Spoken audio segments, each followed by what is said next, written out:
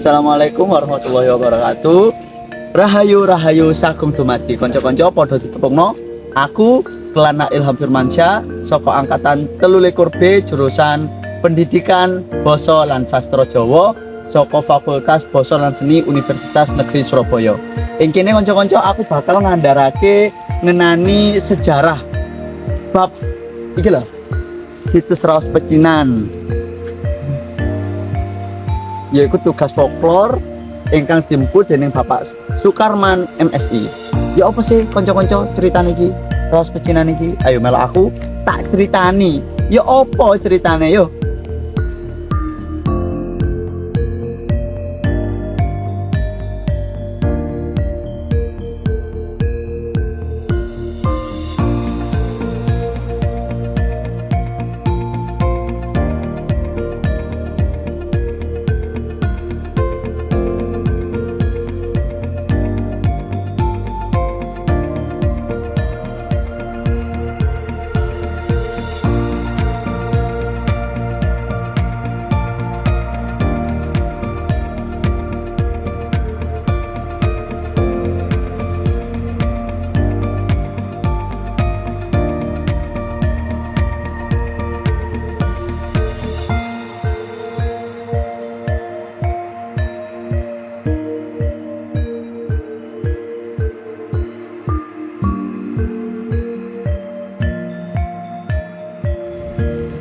Halo kanca-kanca, saiki aku wis ana ing ngarepe situs Raos Pecinan.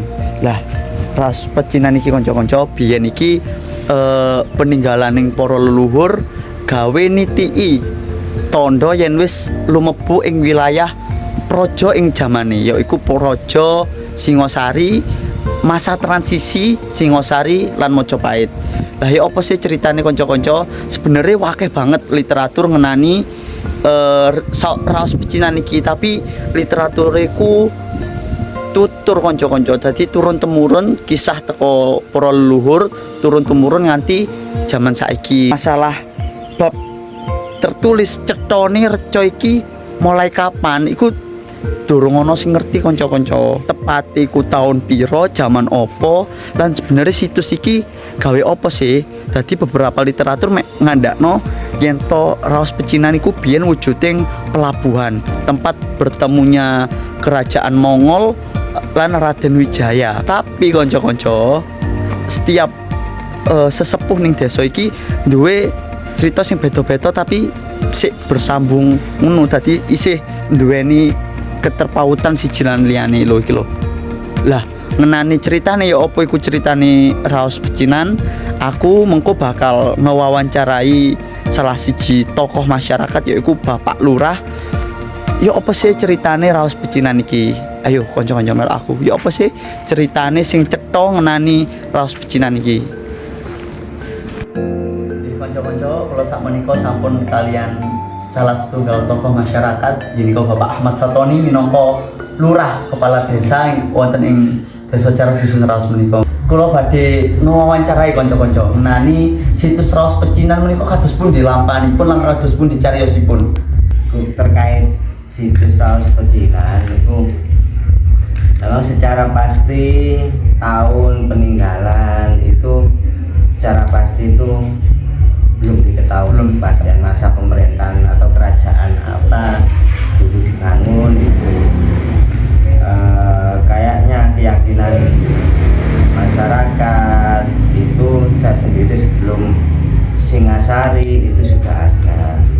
Masa-masa kauripan itu diyakini sejak pemerintahan kauripan itu sudah ada, karena kauripan sendiri itu istananya Gunung Pawitra di gedung Waton Mas, kemudian di pusat perdagangannya ya di Raos. Nah, sekarang masyarakat sekitar menyebutnya situs Raos Pecinan.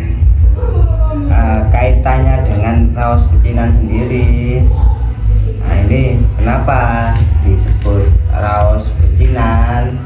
Sebelum Gestapo ya, sebelum 65 ke bawah itu masyarakat Cina, Gempol, dari Gempol, Porong dan sekitarnya itu sering berdoa di situ karena seringkali orang-orang etnis Tionghoa atau Cina itu berdoa di situ. Setelah G30 SPKI itu tadi amuk masa, akhirnya rusak, situs-situs itu dirusak sehingga sudah nggak ditempati untuk berdoa oleh etnis Tionghoa. Jadi dulu di Raos Pecinan itu kan katanya itu Pak Lurah nggih, napa sebuah pelabuhan pertemuan antara Mongol ke Singosari nggih. Iku dados bukti bahwa Raos Pecinan Singen niku yo nate wonten peradaban teng mriki nggih, teng masa niku. Peradaban di sekitar Gempol atau Gunung Pawitran, nah itu sebetulnya peradaban kuno di masyarakat Jawa ya. Gunung Pawitra itu disucikan, nah itu tentunya sudah ada peradaban sejak dulu kala di kisaran Gunung Pawitra. Nah ini terbukti dengan prasasti Gunung Cungkrang bahwa yang bangun itu Marajampu Sendok. Itu didedikasikan untuk masyarakat Cungkrang karena sudah perintah Marajampu Sendok itu sudah dilaksanakan dengan baik, yaitu perintahnya untuk merawat Gunung Suci, Gunung Pawitra. Sehingga Marajampu Sendok itu merasa senang, bahagia, akhirnya dibangunlah prasasti Cungkrang yang ada di Desa Suci, Desa Mblusari sekarang. Dusun Marajampu Sendok kepada masyarakat sekitar yang ditugasi untuk merawat Gunung Suci atau Gunung Pawitra itu. Nah, jadi peradaban sekitar Gunung Penanggungan atau Gunung Pawitra termasuk situs Raos Pecinan itu sudah ada. Nggih, teng menawi mboten salah teng situs napa Cungkrang niku nggih disebutaken kemakmuran masyarakat daerah Pawitran niku nggih, Pak Lurah nggih. Dados nggih tasih wonten hubungane kali Raos Pecinan niku, Pak Lurah. Memang satu kawasan ya, satu kawasan Raos Pecinan, Raos, Mblusari atau sekitar Gunung Penanggungan itu masih satu kawasan. Dulu itu di situ juga dijelaskan bahwa dagang Cina ke sini pun yang komoditas perdagangan utama yang sangat favorit itu beras. Beras dari sekitar Gempol atau Pawitran itu terkenal enak berasnya. Nah, ini sampai sekarang pun termasuk komoditas utama, termasuk enak. Dari mulai Pandaan di lereng Gunung Penanggungan itu kualitasnya bagus untuk tanaman beras. Untuk itu Pak Lurah, pertama kali ditemukan niku pripun cariyosipun niku sejak zaman dulu niku wujudipun ngoten apa ditemukan sejak tahun kapan ngoten? Nggih. Situs Raos Pecinan itu kayak ini masih itu cerita dari mulut ke mulut. Dulu itu karena dekat dengan sungai, ketika banjir otomatis bawa lumpur akhirnya tertutup. Karena memang kultur atau masyarakat Raos itu memang sejak dulu kan itu pelabuhan otomatis orang yang berinteraksi di daerah Raos itu macam-macam orang. Sekarang kita nyebutnya nasionalis berbagai etnis berbagai macam karakter orang itu ada di Raos sejak dulu itu karena termasuk kota metropolis, kota perdagangan. Nah, sampai sekarang pun maksudnya hawa-hawa karakter metropolis itu ada. Ceritanya kenapa kok ditemukan terus disebut Raos Pecinan. Ditemukannya itu reco itu kan ketutup lumpur banjir ya, karena memang letaknya di bibir sungai Porong itu ketika banjir meluber sampai ke area situ sehingga lama-lama tertutup. Di situ itu orang etnis Cina Gempol ya. Gempol biasanya memang main ke Raos itu senangnya judi. Dulu dulu kalau dari Gempol ya, Gempol Porong itu kan ya nyusuri merepet. Sekarang Tangkis itu ada bangunan Tangkis nyebrang. Sungai Berantas nih Pak. Iya, nyebrang gitu saja bisa sampai ya. Memang senangnya bermain di Raos ya, memang senangnya judi memang itu.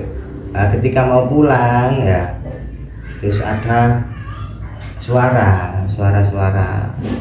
tulungan aku jadi ono suara iki ono suara gak ono wonge iya akhirnya dicari-cari baik ada gundukan batu.